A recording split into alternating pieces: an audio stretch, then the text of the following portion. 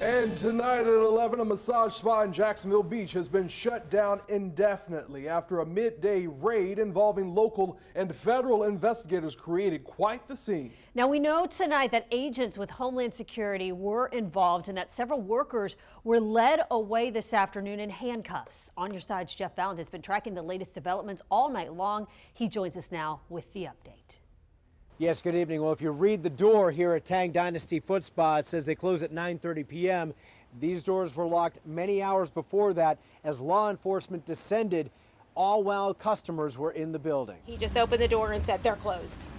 That was it. No massage today as planned for Karen Cheek and Kinder McCullough at the Tang Dynasty Foot Spa on 9th Avenue North in Jacksonville Beach after a midday raid at the business by law enforcement. The guy unlocked it and it was a police officer or detective in full uniform and just kind of stuck his head out, and when you look in, you just see a whole swarm of cops in there. Something had drawn Jacksonville Sheriff's officers, the FBI, and Immigration and Customs Enforcement. Sir, why are they arresting you? A source tells First Coast News the spa, which offers hand, head, and foot reflexology massage, was under suspicion for human trafficking. A neighbor near the business tells us what she's seen. They just sit outside and smoke cigarettes, and that guy in that silver van, he sits there half a day watching movies. They spit everywhere. It's disgusting. But nothing that would bring on a raid.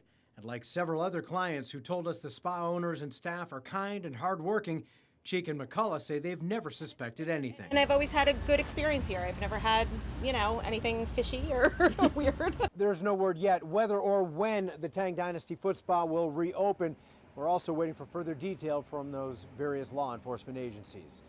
In Jax Beach, Jeff Valent, First Coast News on Your Side.